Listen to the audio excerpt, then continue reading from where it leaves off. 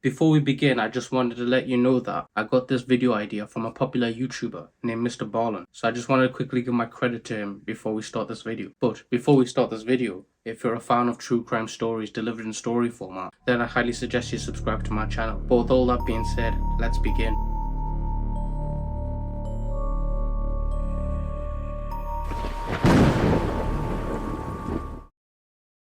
There's this place in Wyoming called the Yellowstone National Park. The views you can get from this park are just amazing, but unfortunately it's not always good. But since the park is so massive, a lot of bad things happen. From people dying or vanishing without a trace. It's safe to say the park has its good and bad. But in the park there are little volcano-like holes, and they're more situated at the top of the park. Now these volcano holes have spring water in, but not like the spring water that you're thinking of. You see, unlike normal spring water, this water is boiling, like lava level of heat. The waters in these springs would reach to 199 Fahrenheit. So of course people are forbidden to get too close. There are many signs around the place telling you to turn around before you get too close, and potentially either hurt yourself or even killing yourself. Now let's say you completely ignored the signs and just kept on going forward. And once you got to the top, you looked at the stunning view, and then once you start walking forward even closer, you noticed how slippery the floor is. And let's say you accidentally fall into one of these spring waters. It wouldn't take long before your nervous system would completely just burn off. It would take about 1 minute for that to happen. But in that 1 minute, you'd feel extreme heat, and your skin would begin to melt off like cheese. Once your pain receptors fully burnt off, all you would do is just sink to the bottom of these springs. Now, you might be thinking, who would do such a dangerous thing? Well, meet Colin Scott. Colin was from Oregon, and he was 25 years old. And one day he decided he wanted to go hiking at the Yellowstone National Park. But he didn't want to go alone though, so he asked his sister, and his sister said yes. So as they got there, both of them were excited for this hike, because both of them were quite outdoorsy type of people. So they begin this hike, and then Scott decided that he wanted to go swimming. So he opened his map and saw there's a spring water nearby. So eagerly he looked at his sister and told her, let's go there. So they took a detour from the hike and began to take the route to the spring water. And it wasn't long before they reached the first level of defense of signs telling them to turn around. But either they didn't see the signs or they decided to ignore them. They just kept on going. They kept on going until they got to the second line of defense of signs telling them to turn around. But again, they just ignored them or didn't see them. So finally they got to the spring waters, and both of them were just in awe, because again the spring waters are just beautiful. But this is where they noticed they made a mistake, because they saw the immense clouds coming from the waters, and they realized that these waters aren't cold or even warm at all, and the fact that they could feel the heat difference from the bottom to the top of the springs. So disappointed, they knew that they couldn't swim in these springs. So as they were about to turn around, Scott said, hey, since we're here, let's go check this place out a bit more. His sister was a bit more wary, but she caved in and said, let's go. Now as I mentioned before, the floor of the springs was pretty slippy, and unfortunately Scott would slip and fall into the springs. Now later on, Scott's sister would tell the police she tried everything, but as soon as he slipped into the water, he vanished. She also said the last thing that she heard was his blood-curdling screams. Now you see, since the springs are so high up, you don't really have any service, so she couldn't call the police quickly. A couple of hours later, Scott's body would re-emerge from the water. But when I mean body, I mean more of his torso and his hands. But either way, police couldn't get the body, because the water was just so hot. And a couple of days later, Scott's flip-flops and wallet were found near the springs. His body was finally recovered later on, and it turned out that his body endured up to 212 degrees Fahrenheit. There's another part of the story that I'm not sure if it's true, but apparently, Scott was recording everything all the way till the point where he slipped under. So there might be a video online where you could watch Scott's final moments, but of course you can search that up in your own time and see if it's true or not, but I'm not sure myself.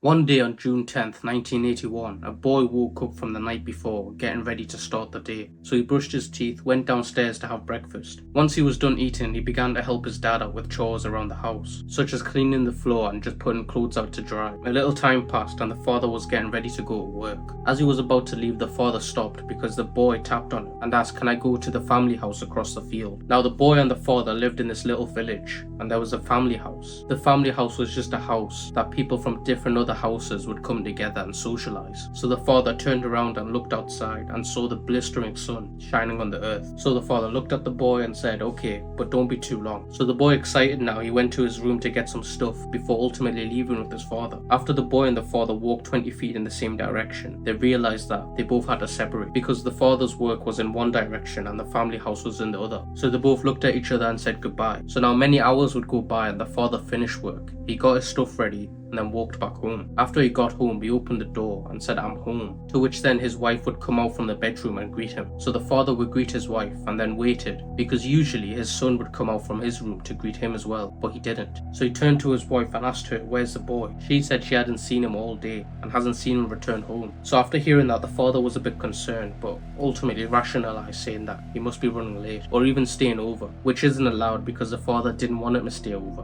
but that could be a possibility. So a couple of hours went by and it's midnight and the boy hadn't returned yet. So the father believed that yes, the boy stayed over. So even though the father was angry, he went to bed and expected his son to be in bed early in the morning. So the next day came and the father woke up, and the first thing that he did was rush to his son's room. As he got to the door, he opens it slowly and he sees that his son's not there. Now this is where the father began to go in panic mode, because his son should have came back home from the night before. So he calls the police and starts running outside, shouting for his boy. A search party is formed and they began to follow the trail of where the boy went. Now this trail is quite close to their house and the neighbor's house that they had. As the searchers were going through this trail, one of them seen something in the distance next to the neighbor's house. What he saw was a hole. Holes were digged out in this village for the only purpose of making wells. And usually when they get digged out, there's a sign around the hole telling you that there's a hole there. So when the search party team were getting closer to the hole, they noticed that there's no warnings around this hole. So that gave them a weird feeling. So now at this point, they're right next to it, maybe a couple of feet away from them, and they hear something. They heard a slight moan and it sounded like a boy. So now they're literally next to the hole and they can distinctly hear a young man saying "mama." So everyone's now shocked and came to the realization that the young boy must have fell inside this hole. So some searchers went to the neighbor's house and knocked on their door, and when the neighbors opened up, they got bombarded with people saying, "Why the heck did you not put any signs around this hole?" And the neighbors was just like, "I'm sorry, I've completely forgotten." So one of the searchers asked them, "How deep is this hole?" And he said it was about 28 centimeters wide and 80 meters deep. So at this point the searchers knew they needed the police. So the police come out and they knew that they couldn't do anything either. So they called the firefighters, and their first plan was to lower a wooden plank in and then hope the child would grab onto it and they could lift him back out. But unfortunately that wooden plank would get stuck at the 24-meter mark, and the rope that was attached to the plank would snap, ultimately blocking the hole from there. And at this point this story gained national media attention. So now this village got TV media coming to their village asking them what's going on and recording the full thing happening. And the TV media team would lower a mic to the boy so they could speak with him. So now that they could talk to the boy sounded like he was in high spirits because he hadn't been there long, and then he had a feeling that he was going to be out. Now speleologists came to assist the firefighters to get this wooden piece out. And what a speleologist is basically just people that are really thin usually, and they would go into these tight holes and get stuff out. But unfortunately even the speleologists would fail to get this wooden plank out. The next plan was to dig 2 tunnels, one horizontal and one vertical, and this was another plan in hopes to reach the boy. And at this point the boy began to get hungry and really thirsty because it's been a couple of hours since he's been down there. But unfortunately the digging would take ages due to the tough terrain. Now at this point the boy was drifting in and out of sleep and was also starting to get really cold. The people around the country tuned into this one story, and approximately 21 million people were watching this story at the same time. Now another day went by and the boy just stopped answering altogether, but thankfully the tunnels were deep enough to the point where they thought the boy was, which was about 34 meters at the time. That would be the end of the story until they made a terrifying discovery. But before we continue, if you enjoyed these stories today, then I'd highly suggest you subscribe and like in this video, as I try to do these videos weekly.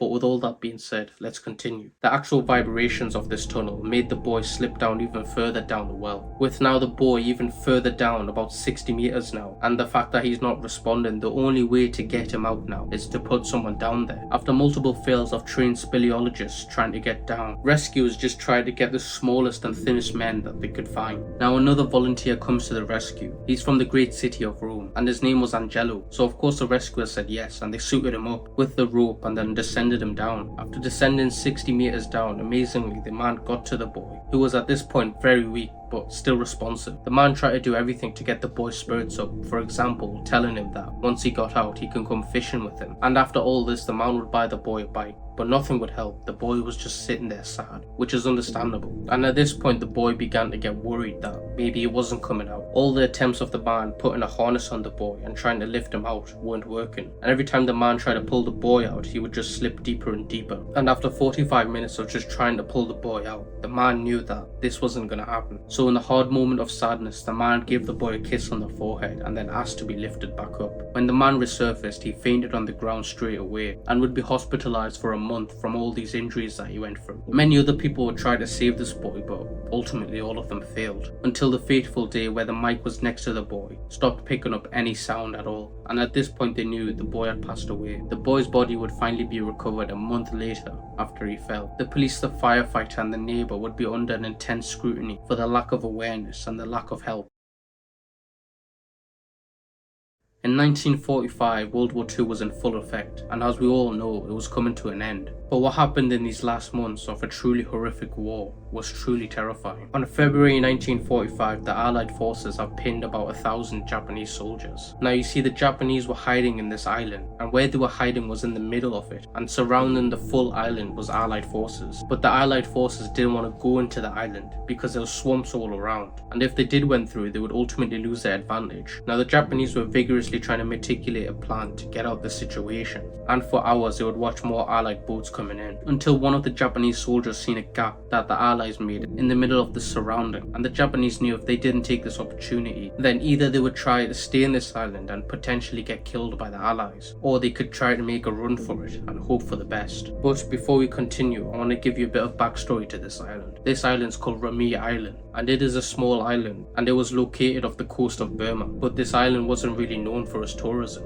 because it had these dangerous creatures that everyone was scared of, and these creatures were known to attack humans if given the chance. Now you have a bit more backstory, let's continue. So the Japanese soldiers hatched a plan. They wanted to make this escape at dark, because now they have an advantage. The Allied soldiers can't see them, and they can't get shot easily, and they would get into the water and swim and hope for a Japanese boat to help them. So time went, and now it's dark, so they set off. But now remember, they had to run in pitch black darkness, because if they put any lights on, the Allied soldiers would spot them straight away. So in the dark, they began to walk through the swamp. One Allied troop was sitting on the deck of a ship, watching if any Japanese soldiers decided that they wanted to escape. And as he's looking around, all of a sudden, he hears hundreds of men screaming at the top of their lungs. Now, of course, he's confused and he's looking around to see if he's the only one who's hearing these screams. But more troops come up from the rooms and also hear the men screaming from the island. It was when the moonlight shone close to where the men were screaming from, was when the Allied troops saw a Japanese soldier running out from the island towards the ocean screaming for help. And all of the Allied troops looked at each other and knew something bad must have happened. So the Allied troops captured the remaining men that was coming out from the island, and they didn't want to take any chances, so they waited till the morning before investigating what was going on. So the morning came and the Allied troops decided that it's time to slowly move into the island and see what was going on. And quickly they realized that this island was not safe for humans whatsoever. Now you see, Rami Island is known to have these massive saltwater crocodiles. Saltwater crocodiles were not your average crocodiles. They could grow up to 17 feet and weigh up to 1,000 pounds. So when those Japanese soldiers decided that we're going to escape, they needed to go through the swamp. And of course that's where crocodiles like to hide. So as soldiers began to walk on the swamp, they were in the territory of thousands of these crocodiles, just waiting and lurking under the mud for the next victim. And did I mention again, it was pitch black, so they couldn't even see these crocodiles. So essentially they were just in a death trap. So those screams that the Allied soldiers heard was the screams of Japanese men being eaten alive by these massive crocodiles. So that'll be it for today's video. If you're a fan of true crime stories and just general scary stories delivered to you in story format, then you've came to the right place, as I do this once a week. And I would highly suggest you subscribe and liking the video so you can watch more videos of mine. And if you want to watch more videos of mine, just click one of these videos. But with all that being said, thank you for watching, and yeah, goodbye.